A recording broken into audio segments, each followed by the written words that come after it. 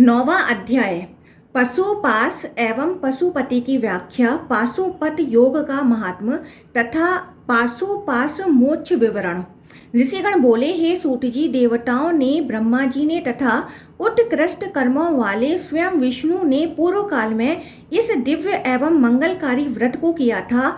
पतित विप्र ढोंडोमुख ने भी इसे करके तथा मंत्र का जप करके सद्गति प्राप्त की। यह पाशुपत व्रत कैसा है और वह परमेश्वर भगवान शंकर पशुपति क्यों कहे जाते हैं? हम लोगों को इस विषय के प्रति बड़ी जिज्ञासा है, आप हमें बताएं। सूत जी बोले, पूर्व काल में ब्रह्मा जी के पुत्र महायशस्वी सनत कुमार देवदेव रुद्र के शाप से मुक्त हुए थे।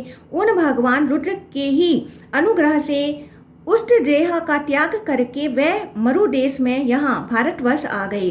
पुनः ब्रह्मा जी की आज्ञा से शिलाद पुत्र नंदी के पास मेरु के शिखर पर पहुंचकर उन्हें विधान पूर्वक नमस्कार करके मुनिवर ने उनसे सर्वश्रेष्ठ मोक्ष धर्म का श्रवण कर पाशुपत व्रत के विषय में पूछा। हे मुनि श्रेष्ठों, इस नंदी को बार बार प्रणाम करके सनत कुमार ने पूछा, प्रभु शिव पशुपति कैसे हुए? आप हमसे बताएं। तब उन नंदी ने उन्हें सब कुछ बता दिया। कृष्ण द्वैपायन प्रभु व्यास ने सनत कुमार से वह सब सुना और उन व्यास जी से सुन करके अब मैं आप लोगों से वही प्रसंग कह रहा हूँ। महेश्वर को नमस्कार करके सभी लोग उस वचन को सुने। सनत कुमार बोले, भगवान शिव पशुपति कैसे हुए? कौन लोग पशु कहे गए हैं? वे किन पासों से बांधे जाते हैं और पुनः वे कैसे मुक्त होते हैं? शैलादि बोले, हे सनत कुमार, मैं रुद्र भक्त, शांत स्वभाव तथा कल्याण भावना से युक्त चित्त वाले आपको यह सब यथार्थ रूप में बताऊंगा। ब्रह्मा से लेकर स्थावर जंगम पर्यंत सभी माया वशवर्ती हैं और धीमान देवदेव शिव के पशु कहे जाते हैं। उनका स्वामी होने के कारण भगवान रुद्र पशुपति कहे गए हैं। आदि तथा अंत से रहित धारण करने वाले अव्यय षडेश्वर्य संपन्न सर्वव्यापक परमेश्वर महेश्वर ही इन जीवों को मोहाभिभूत पशु के समान माया पास में बांधते हैं तथा वही ज्ञान योग से आराधित होने पर उन्हें मुक्ति देने वाले भी हैं, क्योंकि अविद्या पास में बंधे जीवों को मुक्ति देने वाला परमात्मा परमेश्वर शंकर के अतिरिक्त कोई अन्य है ही नहीं।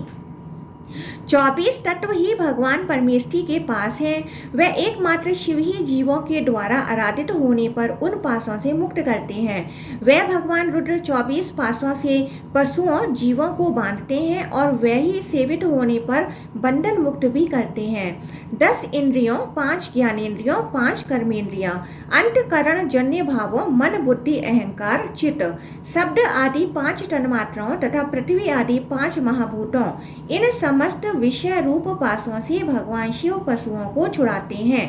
इन इंद्रियों के विषय रूप पासों से बंधे हुए विषयग्रस्त लोग परमेश्वर शिव की सेवा से शीघ्र ही उनके भक्त हो जाते हैं। भज यह धातु सेवा अर्थ में कही गई है, अतः विद्वजनों ने सेवा को भक्ति शब्द से संबंधित बताया है। ब्रह्मा आदि से लेकर तृण पर्यंत सभी पशुओं को सत्व आदि तीनों गुण रूपी पासों से बांधकर महेश्वर स्वयं कार्य कराते हैं। पशुओं के द्वारा दृढ़ भक्ति योग से सम्यक आराधित होने पर वह परमेश्वर शंकर उन्हें शीघ्र ही बंधन से छुड़ा देते हैं। मन वचन तथा कर्म से प्रभु का भजन ही भक्ति कही गई है। समस्त प्रपंचों के पति विष्णु का भी हेतु होने के कारण वह भक्ति बंधन को काटने में समर्थ है। वह सत्य है तथा सर्वव्यापी है। शिव के इन गुणों को जानने तथा उनके रूप और उपादानों के चिंतन को विद्वानों ने मानस भजन कहा है और प्रणव ओमकार के जप आदि को उन्होंने वाचिक भजन कहा है। इसी प्रकार सत्पुरुषों के द्वारा प्राणायाम आदि को कायिक भजन कहा जाता है। धर्ममय पासों से जीवों का यह बंधन होता है और एकमात्र वे भगवान परमेश्वर शिव ही उन पासों से जीवों को मुक्त करने वाले हैं। 24 तत्व, माया के गुण और शब्द आदि विषय ये जीव को बांधने के कारण पास कहे जाते हैं। उन पासों से बंधे हुए सभी प्राणी शिव भक्ति के द्वारा ही मुक्त होते हैं। अविद्या आदि 5 क्लेश रूप पासों से भी वह शिव जीवों को बांधते हैं और वह ही भक्ति के द्वारा भली भांति उपासित किए जाने पर पासों से उन्हें मुक्त कर देते हैं। मनुष्यों में श्रेष्ठ लोग अविद्या, अस्मिता, राग, देश, अभिनिवेश को जीवों को बांधने वाले 5 क्लेश कहते हैं।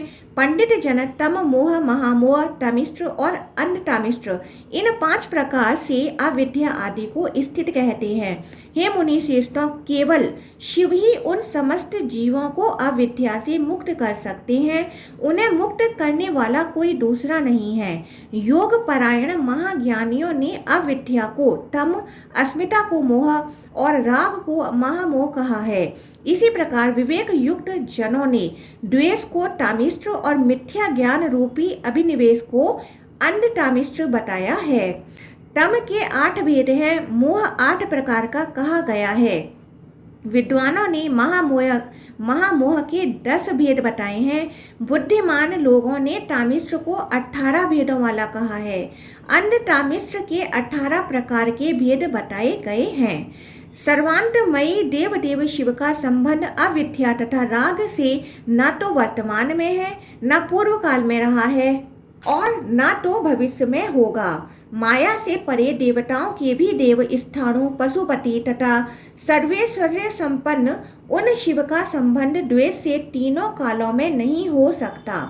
उसी प्रकार शरणदाता तथा कल्याणकारक परमात्मा शिव का संबंध अभिनिवेश से भी कभी नहीं संभव है। पुण्य तथा पाप कर्मों से भी अविद्या का अतिवर्तन करने वाले उन शिव का संबंध तीनों कालों में नहीं है। कल्याण प्रदान करने वाले सर्वरूप शिव का संबंध शुभाशुभ कर्मों के फल से भी तीनों कालों में नहीं है। वह बोधानंद स्वरूप परम शिव तीनों कालों में विद्यमान रहने वाले उन विनाशशील सुख दुखों से स्पर्श होने योग्य नहीं है। बुद्धि के स्वामी तथा स्वयं प्रकट होने वाले वह महादेव महेश्वर तीनों कालों में अनुभूत होने वाली कामनाओं से भी अस्पर्श हैं। इसी प्रकार काल का विनाश करने वाले भगवान शिव तीनों कालों में वर्तमान कर्म संस्कारों तथा भोग संस्कारों से अस्पर्श हैं। वह परमेश्वर भगवान महादेव संपूर्ण जीवों से श्रेष्ठ हैं और जड़ चेतन रूप संपूर्ण सृष्टि प्रपंच से परे हैं। जैसे संसार में ज्ञान और ऐश्वर्य को अत्यंत श्रेष्ठ रूप में देखा जाता है, वैसे ही अतिशय कल्याण रूप होने से ही मनीषियों ने महादेव को शिव कहा है। प्रत्येक सर्ग में उत्पन्न होने वाले तथा काल सीमा में बंधे सभी ब्रह्माओं को संपूर्ण शास्त्रों का आरंभ में उपदेश करने वाले वह शिव ही हैं। काल सीमा से रहित वह सर्वेश्वर शिव कालावच्छेद से युक्त सभी गुरुओं के भी गुरु हैं। देह में विद्यमान जीव तथा ईश्वर का यह सेवक तथा सेव्य का संबंध अनादि है। स्वभाव से अत्यंत निर्मल तथा विश्व रूप वह शिव माया संबंध से रहित है। नित्यानंद स्वरूप होने के कारण अपने प्रयोजन के अभाव में भी वह परमेश्वर शिव जीव के प्रति समस्त कार्यों का प्रयोजन रूप अनुग्रह है। प्रणव उन परमात्मा शिव का वाचक है। यह प्रणव शिव, रुद्र आदि शब्दों में श्रेष्ठ कहा गया है। शिव के वाचक प्रणव के जप से तथा उसकी भावना से जो सिद्धि होती है वह अन्य मंत्रों के जप से प्राप्त नहीं होती है, इसमें संदेह नहीं है। देवदेव आदित्य रूपी शिव ने याज्ञवल्क्य की तपस्या से प्रसन्न होकर सभी की अनुकंपा से ज्ञान तत्व रूप श्रेष्ठ पाशुपत योग का उपदेश उन्हें दिया था। तत्पश्चात याज्ञवल्क्य ने गार्गी से कहा, हे गार्गी, अयोगी लोग नाश शून्य जो शिव तत्व है उसे विराट रूप अनंत तथा अत्यंत आश्चर्यजनक बताते हैं, किंतु योगी लोग उसे अदीर्घ अलोहित मस्तक विहीन कभी अस्त न होने वाला अतएव नित्यानंद रस स्वरूप स्पर्श शून्य अखंड अरस रस विहीन अक्षुष्क नेत्र विहीन अश्रौत कण रहित मन तथा वाणी से परे अतेजस्क अदहक अप्रमाण सुखकारी नाम तथा गोत्र से विहीन मृत्यु रहित जरा शून्य अनामय रोग रहित अमृत मोक्ष रूप ओंकार शब्द से प्रतिबाद्ध सुधा रूप अनाच्छिद पूर्व भाग से शून्य, अपर भाग शून्य तथा अंत रहित कहते हैं। वह ब्रह्मा सब कुछ खाता है और वह ब्रह्मा कुछ भी नहीं खाता है। इस उत्तम पाशुपत योग में जिस मनुष्य की अभिरुचि होती है वह इस श्रेष्ठ पाशुपत योग को जानकर अंतकाल में परमेश्वर में विलीन हो जाता है। ओमकार रूप दीपक को प्रज्वलित करके वायु से भी अधिक वेग से गति करने वाले तथा इंद्रियों के स्वामी मन को भलीभांति नियंत्रित करके अंतर्यामी सूक्ष्म तथा सबके आदि स्वरूप उस परमात्मा का अन्वेषण करो। तुम वाग ज्वालाओं में पड़कर किस लिए वृथा विवाद कर रहे हो? भय तो कुछ भी नहीं दिखाई दे रहा है, अतः तुम अपनी ही देह में विद्यमान शंभु को देखो। अंधकार में शास्त्र जाल में क्यों भटक रहे हो? इस प्रकार मुमुक्षु को चाहिए कि वह शिवजी के द्वारा मुनियों के प्रति कहे गए उपदेश पर विद्वानों के साथ भली भांति विचार करके आनंद रूप आत्मस्वरूप को पंचकोश से परे करके अभय रूपी मोक्ष प्राप्त करे। इस प्रकार श्रीलिंग महापुराण के अंतर्गत उत्तर भाग में पाशुपत व्रत वर्णन नामक 9वां अध्याय पूर्ण हुआ। 10वां अध्याय उमापति शिव के महात्मा का वर्णन तथा शिव के आदेश से ही सृष्टि पालन आदि सभी कार्यों का संचालन। सनत कुमार बोले, हे शिव भक्त, हे महाप्राज्ञ, हे भगवान, हे नंदिकेश्वर, आप उमापति शिवजी की महिमा का पुनः वर्णन कीजिए।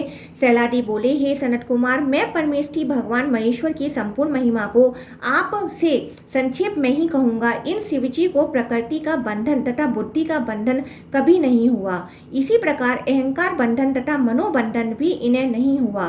उन्हें न तो चित्त का बंध हुआ और न तो श्रोत का बंध हुआ। उन्हें त्वचा और नेत्र का भी बंध कभी नहीं हुआ। हे सुव्रत, उन शिव को जीवा, घ्राण, पाद, हाथ, वाणी, जनेन्द्रिय और शब्द आदि 5 गुणों का भी कोई बंधन नहीं हुआ।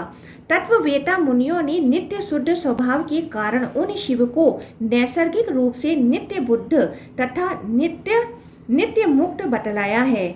आदि मध्य तथा अंत से रहित परमेष्ठी पुरुष रूप शिव की आज्ञा से प्रकृति बुद्धि को उत्पन्न करती है और पुनः उन्हीं शिव के आदेश से इस प्रकृति की बुद्धि अहंकार की उत्पत्ति करती है। अंतर्यामी रूप से देह में स्थित रहने वाले प्रसिद्ध स्वयंभू परमेष्ठी शिव के आदेश से अहंकार 10 इंद्रियों, मन तथा शब्द आदि तन्मात्राओं को उत्पन्न करता है। उन्हीं धीमान प्रभु महादेव के आदेश से ये तन्मात्राएं आकाश आदि महाभूतों को उत्पन्न करती हैं। तदंतर शिव की आज्ञा से ये सब महाभूत ब्रह्मा से लेकर तृण पर्यंत देहधारियों के देह को उत्पन्न करते हैं। उन्हीं सर्वव्यापी शिव की आज्ञा से बुद्धि समस्त अर्थों का निश्चय करती है। देहों में अंतर्यामी रूप से प्रसिद्ध स्वयंभू शिव का ऐश्वर्य स्वभाव सिद्ध है और उनकी विभूतियां भी स्वभाव से ही हैं। उन्हीं शिव की आज्ञा से अहंकार सभी अर्थों का स्वतीकरण करता है, चित्त स्मरण कराता है और मन संकल्प करता है। कान उन्हीं की शक्ति से श्रवण करता है। उन्हीं परमेष्ठी प्रभु शंभु के आज्ञा बल से ही शब्द स्पर्श आदि जो भी हैं वे अपने अपने विषयों में व्यवहार करती हैं। उन्हीं भगवान शिव के आदेश से सभी देहधारियों की वाणी बोलने का काम करती है। वह ग्रहण आदि का कार्य कभी नहीं करती। उन्हीं शिव के बनाए गए नियम से ही सभी प्राणियों का हाथ ग्रहण का कार्य करता है। वह चलने फिरने का कार्य कभी नहीं कर सकता। शिव के आदेश से सभी प्राणी समुदाय पैर गमन कार्य करता है। वह मल आदि का उत्सर्जन कभी नहीं कर सकता। उन परमेश्वर के आदेश से संपूर्ण प्राणी समुदाय का गुदा स्थल उत्सर्जन कार्य करता है। वह बोलने का कार्य कभी नहीं करता। उन्हीं सर्वव्यापी ईश्वर के वचन तथा आदेश से सभी प्राणियों की जनेन्द्रियां सदा आनंद प्रदान करती हैं। उन्हीं परमेश्वर के आदेश से आकाश सभी प्राणियों को अवकाश प्रदान करता है। उन्हीं शिव के निर्देश से अपने प्राण आदि वेदों से प्रभंजन वायु सभी प्राणियों के शरीर को धारण करता है। 7 स्कंदों वाला मरुत उन्हीं देव के निर्देश पर अपने आवाह आदि भेदों से स्थित होकर लोक यात्रा करता है। यही वायु परम प्रभु शिव की आज्ञा से नाग आदि 5 भेदों से शरीर में विद्यमान रहता है। शंकर की आज्ञा से ही अग्नि देवताओं के लिए हव्य तथा पितरों के लिए कव्य का वहन करती है और भोजन का परिपाक करती है। उदर में स्थित अग्नि उन उन विश्वेश्वर के ही आदेश से प्राणियों के द्वारा ग्रहण किए गए संपूर्ण आहार को पचाती है। जल उन्हीं की आज्ञा से सभी प्राणियों को जीवन प्रदान करता है। उनकी श्रेष्ठ आज्ञा सबके लिए अनुउल्लंघनीय है। पृथ्वी उन्हीं की आज्ञा से चराचर जीवों को धारण करती है और उन्हीं देव शिव की आज्ञा से इंद्र भी सभी प्राणियों का पालन करते हैं।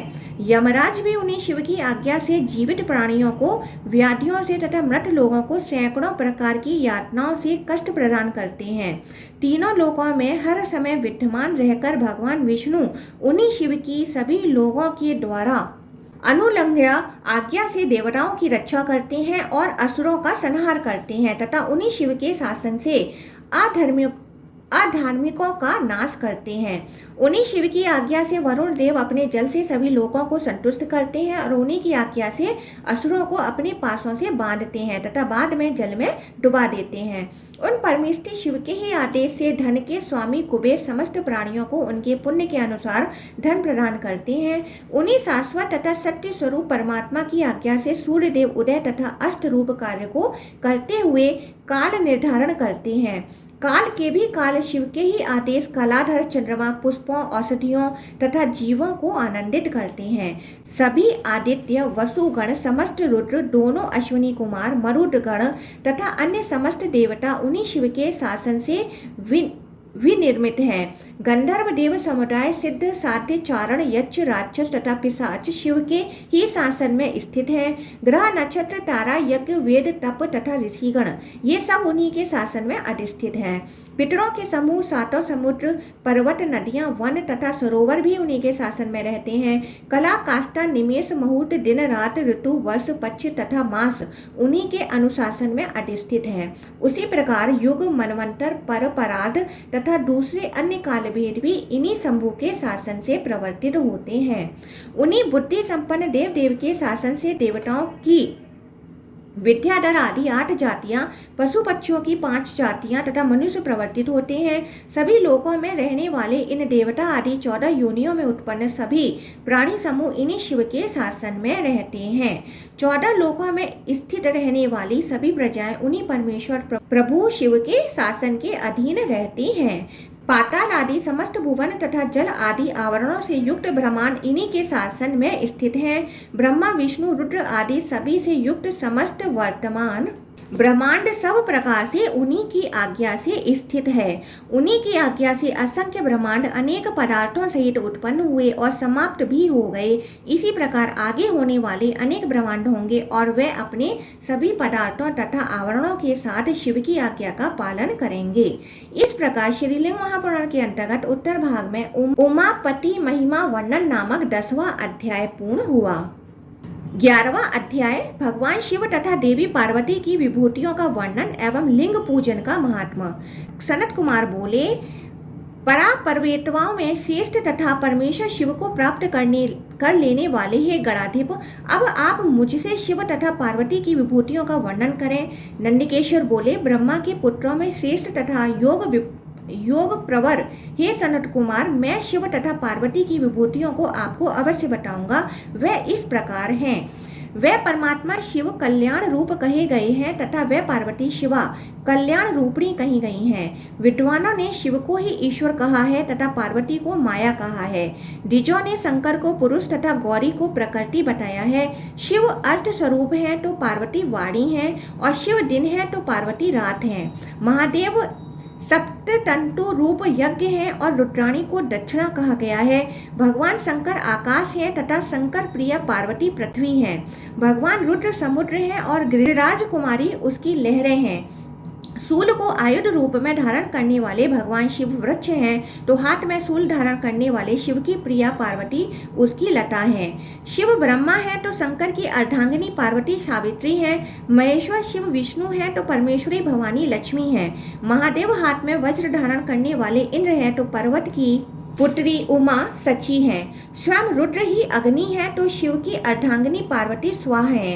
त्रिनेत्र शिव यम है तो गिरी पुत्री पार्वती उनके प्रिया हैं। भगवान रुद्र वरुण है तो समस्त अभीष्ट प्रदान करने वाली पार्वती उनकी भार्या हैं। बालक चंद्र को मस्तक पर धारण करने वाले शिव वायु हैं तो शिव वल्लभा पार्वती उनकी भार्या हैं। मस्तक पर अर्धचंद्र से सुशोभित होने वाले शिव कुबेर हैं तो साक्षात शिवा कुबेर पत्नी रिद्धि कही गई हैं। अर्धचंद्र से सुशोभित मस्तक वाले शिव चंद्रमा है तो रुद्र प्रिया शिवा रोहिणी है। भगवान शिव सूर्यदेव है तो उनकी प्रिया भगवती उमा सूर्य पत्नी सुवचला है।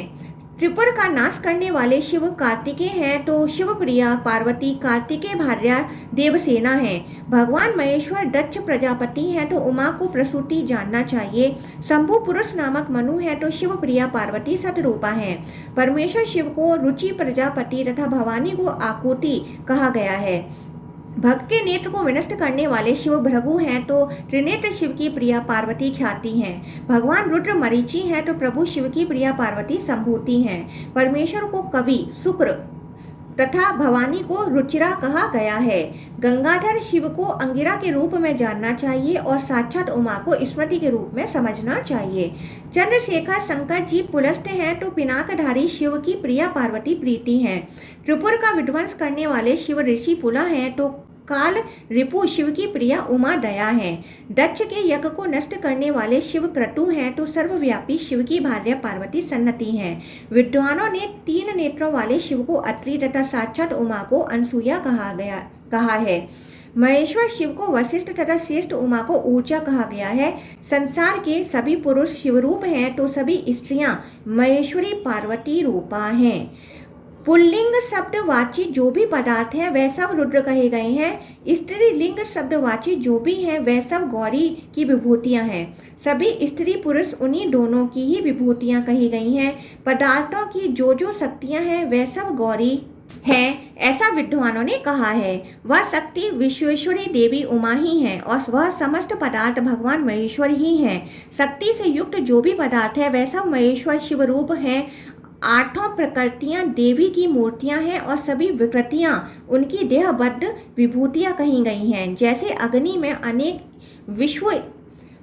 विश्वलिंग बताए गए हैं वैसे ही द्वंद्व सत्व को प्राप्त शिव में सभी जीव स्थित हैं। जीवों के समस्त शरीर गौरी रूप हैं और समस्त जीव शंकर के अंश रूप से उनमें व्यवस्थित हैं। श्रवण के योग्य सब कुछ उमा का रूप है और उसके श्रोता भगवान महेश्वर हैं। शिव विषय का आस्वादकत्व धारण करते हैं और पार्वती विश्वात्मकता धारण करती हैं। शंकर प्रिया पार्वती सृजन करने योग्य सभी वस्तुओं को धारण करती हैं और अर्ध बाल चंद्र को मस्तक पर धारण करने वाले वे विश्वात्मा ही उनके सृष्टा हैं। भुवनेश्वरी उमा समस्त प्रजा रूप दृश्य वस्तुओं को धारण करती हैं और चंद्रखंड को सिर पर धारण करने वाले भगवान विश्वेश्वर उनके दृष्टा हैं। संपूर्ण रस उमा रूप है और शंभु रस ग्रहण करने वाले हैं। सूंघने योग्य वस्तु समूह उमा रूप है और शिव उसके घ्राता हैं। महादेवी महेश्वरी मानने योग्य वस्तुता भाव को धारण करती हैं और वह विश्वात्मा महादेव महेश्वर उसका मनन करने वाले हैं। शिव प्रिया पार्वती बोध करने योग्य वस्तुओं को धारण करती हैं और बालचंद्र को मस्तक पर धारण करने वाले वह भगवान शिव उनके बोधा हैं। उमा पीठाकृति जलहरी हैं और शिव उसमें स्थित लिंग रूप हैं। देवता तथा दानव लिंग तथा वेदी के रूप में स्थापित करके प्रयत्न पूर्वक उनकी पूजा करते हैं। जो पदार्थ पुरुष चिन्हों वाले हैं वे शिव की विभूतियां हैं और जो पदार्थ स्त्री चिन्हों वाले हैं वे गौरी की विभूतियां हैं। स्वर्ग से पाताल लोक पर्यंत 8 आवरणों वाले ब्रह्मांड में जो भी जानने योग्य है वह सब उमा रूप है और उसके ज्ञाता भगवान महेश्वर हैं। त्रिपुर का नाश करने वाले शिव की प्रिया देवी पार्वती क्षेत्रता लिंग शरीर रूपता को धारण करती हैं और अंधक का संहार करने वाले भगवान शिव क्षेत्रज्ञत्व जीव रूप तत्व को धारण करते हैं। जिस राजा के राज्य में लोग शिवलिंग को छोड़कर अन्य देवताओं का पूजन करते हैं वह राजा अपने देश सहित रौरव नरक में जाता है। जो राजा शिवभक्त नहीं है और अन्य देवताओं के प्रति भक्ति परायण रहता है वह वैसे ही है जैसे कोई युवती अपने पति को छोड़कर पर पुरुषों में आसक्ति रखती है। ब्रह्मा आदि सभी देवता, बड़े बड़े ऐश्वर्यशाली राजा, मनुष्य तथा मुनिगण शिवलिंग की पूजा करते हैं। भगवान विष्णु ने राम अवतार में सेना सहित ब्राह्मण पुत्र रावण का संहार करके समुद्र के तट पर विधि पूर्वक शिवलिंग की स्थापना की थी। हजारों पाप करके तथा सैकड़ों विप्रों का वध करके भी जो भक्ति पूर्वक रुद्र का आश्रय ग्रहण करता है वह मुक्त हो जाता है, इसमें संदेह नहीं है। समस्त लोक लिंगमय है और सभी लिंग में ही स्थित हैं। अतः यदि कोई शाश्वत पद की इच्छा रखता हो तो उसे शिवलिंग का पूजन अवश्य करना चाहिए। अपने कल्याण की कामना करने वाले मनुष्य को सर्व रूप में स्थित इन दोनों शिव पार्वती का सर्वदा पूजन, नमस्कार और चिंतन करना चाहिए। इस प्रकार श्रीलिंग महापुराण के अंतर्गत उत्तर भाग में शिव विभूति महिमा वर्णन नामक 11वां अध्याय पूर्ण हुआ।